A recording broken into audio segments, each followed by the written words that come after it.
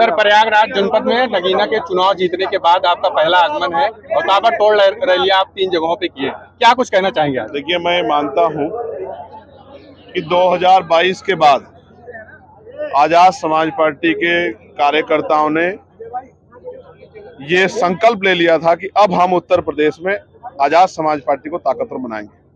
Sir, कुछ लोग कह रहे हैं कि नई नवेली पार्टी है। परिस्थितियों को ध्यान में रखते हुए 2024 में हमने सभी सीटों पे चुनाव नहीं लड़ा। हम 2 सीटों पे चुनाव लड़े। पहला वहां जहां हम खुद लड़े, और क्योंकि हम पे एक ये हमें कमजोर दिखाने के लिए मीडिया ने एक टिप्पणी की कि वो सिर्फ पश्चिम में ही उनका संगठन है, सीमित है। फिर हम दूसरी सीट पे बॉर्डर जो नेपाल का सिद्धार्थनगर में चुनाव लड़े, डुमरियागंज लोकसभा में, जहां हमें लगभग 84,000 वोट मिला। ये तब था जब लोग मन बना चुके थे, तो इतना कैडर हमारा वहां पर है। बहुत पुरानी पार्टियों को हमसे आधे भी वोट वहां नहीं मिले। परिस्थितियों को समझ के हमने 24 का चुनाव नहीं लड़ा, लेकिन किसी और के भरोसे अब आजाद समाज पार्टी को रोका नहीं जा सकता है।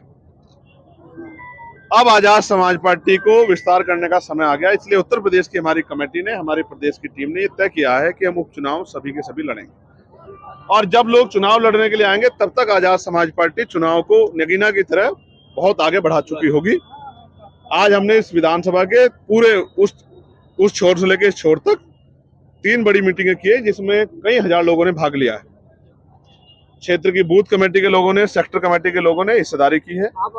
अब ये लोग जाएंगे फील्ड में और काम करेंगे, और जैसा मैंने इनको निर्देश दिया है कि बहुजन समाज में भाईचारा पैदा करके और आजाद समाज पार्टी के प्रत्याशी को कामयाब करने के लिए आप लोग योजना बना के काम करो। सर, गठबंधन को लेकर के क्या कहना चाहिए? बात पूरी होने दो, मीडिया के साथियों, समझदार लोग हो आप लोग।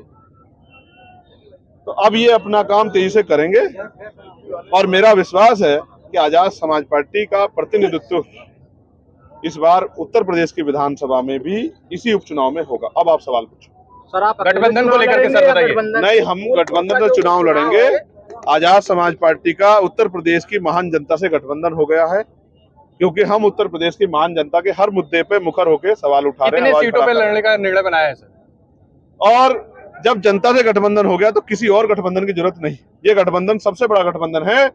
जिस तरह से नगीना में हमने गठबंधन करके जनता और आजाद समाज पे गठबंधन करके सारी पार्टियों को चित कर दिया, और लगभग 1.5 लाख वोटों से सत्ताधारी दल, जिनके उत्तर प्रदेश में 2 बार सत्ता है, केंद्र में सत्ता है, उनको भी हराया, और विपक्ष के लोगों को भी उनकी जमानतें जब्त कराने का काम किया। उसी तरह से इसी बल के साथ, इसी संकल्प के साथ आजाद समाज पार्टी 10 के 10 विधानसभा पे उपचुनाव लड़ेगी, और इसी बल के साथ, इसी बढ़े मनोबल के साथ, संघर्ष के साथ आजाद समाज पार्टी को ताकतवर बनाने का काम करेगी। आजादी के 75 साल बीत जाने के बाद मुस्लिम कभी कांग्रेस की तरफ, कभी सपा की तरफ, कई अन्य पार्टियों की तरफ मुखर होकर वोट किया है। आजाद समाज पार्टी को कहीं न कहीं नगीना से उन्होंने भरपूर समर्थन दिया है। आने वाले जो लोकसभा का जो उपचुनाव होगा, उसको लेकर के मुस्लिम समुदाय को लोगों के लिए किस तरीके से प्रतिबद्ध रहेगी आजाद समाज के लोगों ने अपनी पुरानी पार्टी को 1% वोट दिया, 99% वोट हमें दिया, समझे? और हर जाति धर्म के लोगों ने हमें नगीना में वोट किया, और जिन लोगों ने वोट हमें किया, एक व्यक्ति ने भी जिसने वोट किया, जिस समुदाय ने किया, उसके लिए भी हम कटिबद्ध हैं, संकल्पित हैं, चाहे वो किसी भी जाति का व्यक्ति हो।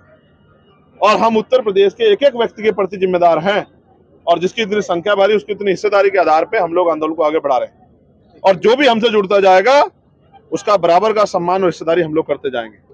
अभी तक हमारे लोग डर के, बातों में आके गुमराह होकर अन्य पार्टी को वोट दिया। जब वो आजाद समाज पार्टी जुड़ जाएंगे तो बराबर का सम्मान और उनके मुद्दों को मुखरता से पार्टी आगे बढ़ाएगी।